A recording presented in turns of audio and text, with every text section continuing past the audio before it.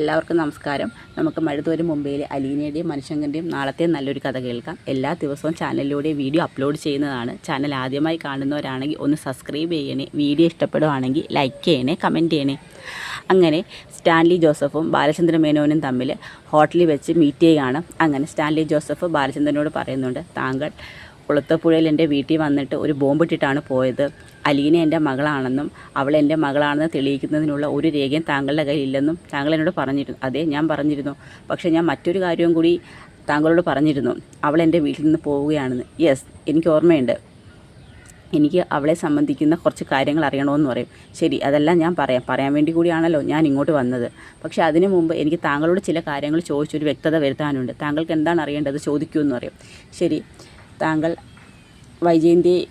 വൈജയന്തിയുടെ കൂടെ ആഗ്ര കഴിയുന്ന സമയത്ത് വൈജ പൂർണ്ണ ഗർഭിണിയായിരുന്നല്ലോ 8 മാസം. അതെ, അതിനുശേഷം അവളുടെ സഹോദരങ്ങൾ അവളെ കൂട്ടിക്കൊണ്ട് പോയ കാര്യം താങ്കൾക്ക് അറിയാമായിരുന്നു. ഞാൻ എൻ്റെ അമ്മച്ചി സുഖമില്ലാതെ അറിഞ്ഞതുകൊണ്ട് തന്നെ ഞാൻ പുനലൂർക്ക് പോയിരുന്നു. അതിനുശേഷം അമ്മച്ചിയുടെ മരണവും അതിൻ്റെ ചടങ്ങുകളുമായിട്ട് സംബന്ധിച്ച് എനിക്ക് അവിടുന്ന് പെട്ടെന്ന് പോരാൻ കഴിഞ്ഞില്ല. അതുകൊണ്ട് തന്നെ ഞാൻ അവൾക്ക് സഹായത്തിന് ഒരു മെയ്ഡിനെ അവിടെ അറേഞ്ച് ചെയ്തിരുന്നു.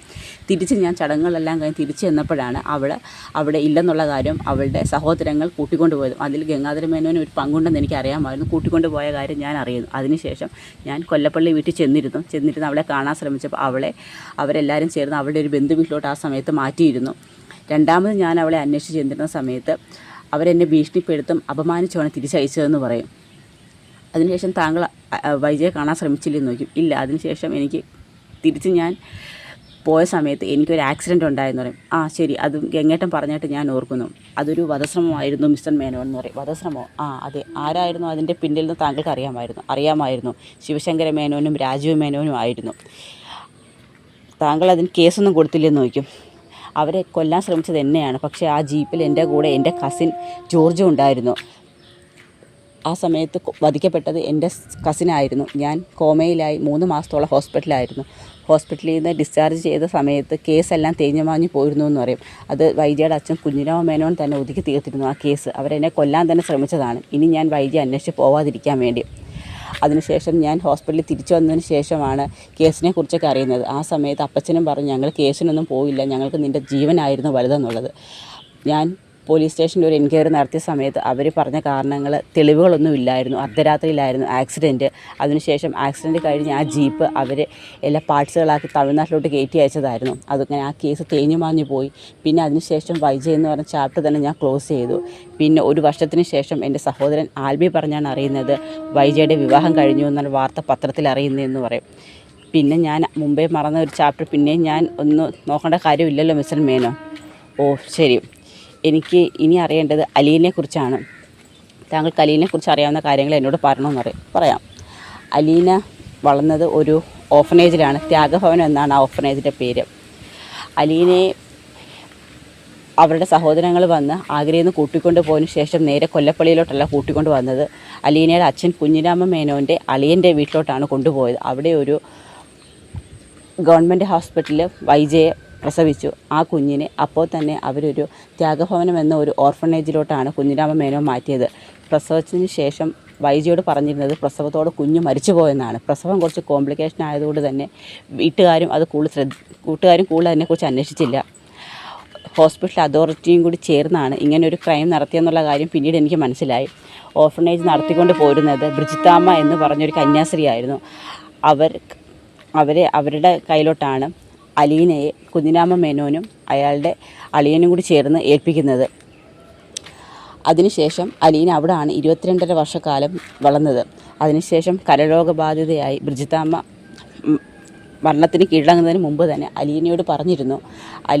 അലീനയുടെ വീട്ടുകാരെക്കുറിച്ചുള്ള കാര്യങ്ങളെല്ലാം അലീനയോട് അവർ പറഞ്ഞിരുന്നു. അതിനുശേഷം ആ ഓർഫനേജ് നടത്തിക്കൊണ്ട് പോകാൻ അവർ കഴിയാതെ വന്നപ്പോൾ അവിടുത്തെ അന്തേവാസികളെല്ലാം പല സ്ഥലത്തോട്ട് അവർ മാറ്റി പാർപ്പിച്ചു. അലീനയുടെ കാര്യത്തിൽ എന്ത് ചെയ്യണമെന്ന് അറിയാൻ വേണ്ടി അവർ നേരെ കൊല്ലപ്പള്ളിയിലോട്ടാണ് വന്നത്. ആ സമയത്ത് കുഞ്ഞിരാമ മേനോനും തീരെ അവശതയെ കിടക്കുന്ന അവസ്ഥയായിരുന്നു. എന്നിട്ടും കുഞ്ഞിരാമ മേനോൻ അലീനെ കാണാൻ വേണ്ടി ഓർഫനേജിലോട്ട് വന്നു. അതിനുശേഷം അയാൾ ഒരു തന്ത്രം പ്രയോഗിച്ചു.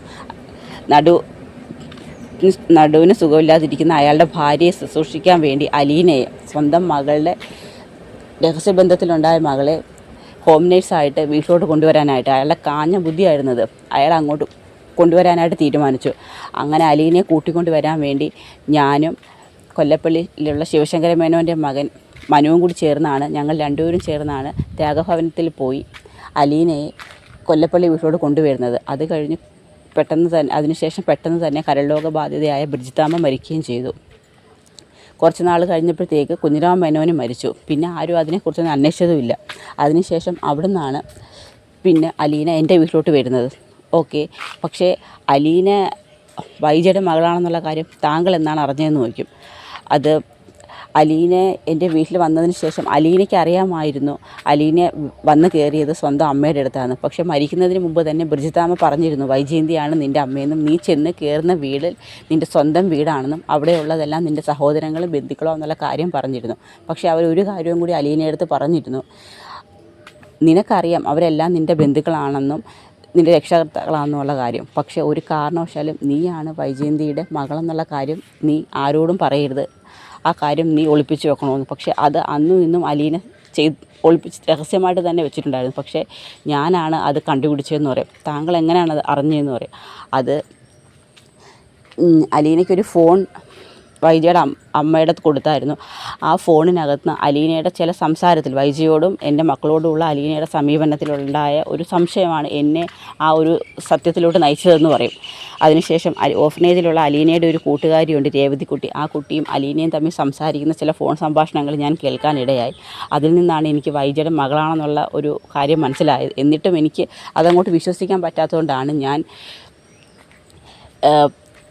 പട്ടാള ജീവിതത്തിൽ നിന്ന് വിശ്രമജീവിതം നയിക്കുന്ന ഗംഗാധര മേനോൻ കാണാനായിട്ട് ഞാൻ നീലഗിരിക്ക് ചെന്നത്. നീലഗിരിക്ക് ചെന്ന സമയത്ത് അവിടെ വെച്ചാണ് ഞാൻ അയാളെ കാണാൻ പോയപ്പോൾ ഞാൻ ഒരു ചോദ്യമേ അയാളോട് ചോദിച്ചോളൂ, മിസ്റ്റർ സ്റ്റാൻലി, വിവാഹത്തിന് ഞാൻ വൈജയെ വിവാഹം കഴിക്കുന്നതിന് മുമ്പ് വൈജ ഒരു പെൺകുഞ്ഞിനെ പ്രസവിച്ചിരുന്നോ എന്ന്.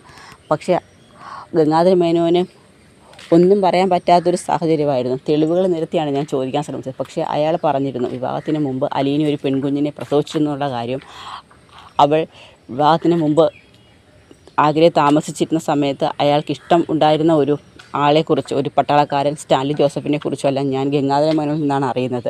ആ അറിവ് വെച്ചാണ് ഞാൻ നിങ്ങളെ കാണാനായിട്ട് കുളുത്തപ്പുഴയ്ക്ക് വന്നതെന്നുള്ള കാര്യങ്ങളെല്ലാം സ്റ്റാൻലിയോട് പറയുകയാണ്. അപ്പോൾ അലീനയെക്കുറിച്ചുള്ള എല്ലാ ജന്മരഹസ്യങ്ങളും ബാലചന്ദ്രൻ സ്റ്റാൻലിയുടെ അടുത്ത് പറയുകയാണ്. സ്റ്റാൻലിക്ക് മനസ്സിലാവുന്നുണ്ട് ബാലചന്ദ്രൻ മേനോൻ ഒരു കള്ളവും പറഞ്ഞിട്ടില്ല. കാരണം അലീനയുടെ ജനനം തൊട്ടുള്ള എല്ലാ കാര്യങ്ങളും, അലീനയെ വൈജയന്തി ഒരു ഗവൺമെൻറ് ഹോസ്പിറ്റലിൽ പ്രസവിച്ചതും ഡെലിവറിക്ക് ശേഷം ആ കുഞ്ഞിനെ കുഞ്ഞിരാമ മേനോനും അയാളുടെ അളിയനും ചേർന്ന് ഒരു ഓർഫനേജിലോട്ട് മാറ്റിയതും ആ ഓർഫനേജ് ത്യാഗഭവനമെന്നായിരുന്നു. ത്യാഗഭവനത്തിലുള്ള ബ്രിജിത്താമ്മ എന്ന് പറയുന്ന ഒരു കന്യാസ്ത്രീയാണ് 22.5 വർഷക്കാലം അലീനയെ പോറ്റി വളർത്തിയെന്നും അതിനുശേഷം കരരോഗബാധിതയായി അവർ മരണത്തിന് കീഴടങ്ങുന്നതിന് മുമ്പ് തന്നെ കുഞ്ഞിരാമ മേനോനോട് ചെന്ന് അലീനയെ ഇനി എന്താണ് നമ്മൾ അലീനയെ എങ്ങോട്ട് മാറ്റി പാർപ്പിക്കുകയും ചോദിച്ചപ്പോൾ അയാളുടെ ഭാര്യയ്ക്ക് സുഖമില്ലാത്തത് കൊണ്ട് സ്വന്തം വീട്ടിലോട്ടൊരു ഹോം നേഴ്സായിട്ട് മകളുടെ ആദ്യ വിവാഹത്തിൽ ജനിച്ച കുഞ്ഞിനെ അവിടെ വീട്ടുവേലക്കാരിയായിട്ട് കൊണ്ടുവരുന്നു. അതിനുശേഷം ആ കുഞ്ഞിനെ തിരിച്ച് നെടുമ്പുരയ്ക്കൽ വീട്ടിലോട്ട് കൊണ്ടുവരുന്ന എല്ലാ കാര്യങ്ങളും വളരെ ക്ലിയറായിട്ട് തന്നെ ബാലേന്ദ്ര മേനോൻ സ്റ്റാൻലിക്ക് പറഞ്ഞു കൊടുക്കുകയാണ്. അതിനുശേഷം ഇനി എന്ത് വേണമെന്ന് താങ്കൾക്ക് ആലോചിച്ച് തീരുമാനിക്കും. അലീന എൻ്റെ വീട്ടിൽ നിന്ന് പോകുവാണെന്നാണ് പറയുന്നത്. പക്ഷേ അവൾ 22 വർഷക്കാലം അനാഥയായിട്ട് ജീവിച്ചു. പക്ഷേ ഇനി അവൾ സുരക്ഷിതമായ കൈകളിൽ, ഏറ്റവും സുരക്ഷിതമെന്ന് തോന്നുന്ന അവളുടെ അച്ഛൻ്റെ കരങ്ങളിൽ തന്നെ അവൾ എത്തിപ്പെടണമെന്നാണ് എനിക്ക് ആഗ്രഹം. സ്വന്തം വീട്ടിൽ സ്വന്തം അമ്മയുടെ അടുത്ത് അവൾ ഉണ്ടായിട്ട് പോലും അവൾ അനാഥയായിട്ടാണ് ജീവിച്ചത്. അതുകൊണ്ട് ഇനിയെങ്കിലും അവൾക്ക് അവളുടെ അച്ഛൻ്റെ കൂടെ ജീവിക്കാൻ ഒരു അവസരം ഉണ്ടാവണമെന്ന് പറയും. എനിക്ക് ഇത്രയും മാത്രമേ പറയാനുള്ളൂ. ഇനി എന്ത് വേണമെന്നും താങ്കൾക്ക് ആലോചിച്ച് തീരുമാനിക്കാമെന്ന് പറഞ്ഞുകൊണ്ടാണ് അവരുടെ സംസാരം അവിടെ വൈൻഡപ്പ് ചെയ്യുകയാണ്. അങ്ങനെ ബാലേന്ദ്ര മേനോൻ തിരിച്ച് വരുന്നുണ്ട്.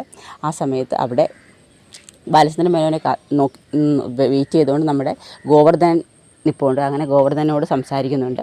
അതിൻ്റെ ഇടയ്ക്ക് തന്നെ ഗോവർദ്ധനൻ വീട്ടിൽ വന്നിട്ട് ബാലേന്ദ്ര മേനോനെ അന്വേഷിക്കുന്നുണ്ട്. ആ സമയത്ത് അലീന പറയും അച്ഛൻ പോയായിരുന്നു, അച്ഛൻ്റെ ബാഗ് കൊണ്ടുപോയിട്ടില്ല, എങ്കിൽ ഇങ്ങനെ തരുമ്പോൾ ഞാൻ കൊണ്ട് കൊടുക്കാമെന്ന് പറഞ്ഞുകൊണ്ടാണ് ആ ബാഗ് മേടിച്ചുകൊണ്ട് നേരെ ഹോട്ടലിലോട്ട് ഗോവർദ്ധനൻ വരുന്നുണ്ട്. അപ്പോൾ ഗോവർദ്ധനെക്കുറിച്ച് സ്റ്റാൻലി ചോദിക്കാൻ പറയും എൻ്റെ അളിയനാണ് ഗോവർദ്ധനൻ. ഗോവർദ്ധനൻ എല്ലാ കാര്യവും അറിയാം. സ്റ്റാൻലി ആരാണെന്നും അലീന ആരാണെന്നുള്ള കാര്യമെല്ലാം ഗോവർദ്ധൻ അറിയാം. ഞാൻ എല്ലാ കാര്യവും അയാളോട് പറഞ്ഞിട്ടുണ്ടെന്ന് പറയും. അങ്ങനെ അവർ തമ്മിൽ മീറ്റ് ചെയ്ത കാര്യം അലീനയെ സ്റ്റാൻലിയുടെ കയ്യിൽ ഏൽപ്പിക്കുന്നതിനെക്കുറിച്ചും ഗോവർദ്ധനോട് ബാലേന്ദ്ര മേനോൻ പറയുന്നുണ്ട്. എല്ലാ സത്യവും ഞാൻ പറഞ്ഞു, ഇനി എന്ത് വേണമെന്ന് അദ്ദേഹം തീരുമാനിക്കട്ടെ എന്ന് പറയും. അതിനുശേഷം സ്റ്റാൻലി ബാലചന്ദ്ര മേനോനോട് പറയുന്നുണ്ട് എനിക്ക് എൻ്റെ മകളെ ഒന്ന് കാണണമെന്ന് പറയും. ശരി, താങ്കൾക്ക് എൻ്റെ വീട്ടിലോട്ട് വരാം, സ്വന്തം മകളെ താങ്കൾക്ക് കാണാമെന്ന് പറയും. അങ്ങനെ അലീനെ കാണാൻ വേണ്ടി സ്റ്റാൻലി ജോസഫ് ബാലേന്ദ്ര മേനോൻ്റെ വീട്ടിലെത്തുന്നു. അങ്ങനെ അച്ഛനും മകളും തമ്മിൽ ആദ്യമായിട്ട് കാണുകയാണ്. അപ്പോൾ അതിൻ്റെയൊക്കെ വരും വിശേഷങ്ങളാണ് നമ്മൾ കാണാൻ പോകുന്നത്. അപ്പോൾ അതിനായി എല്ലാവർക്കും കാത്തിരിക്കാം. എല്ലാവർക്കും വീഡിയോ ഇഷ്ടമായ ഒന്ന് സപ്പോർട്ട് ചെയ്യണേ.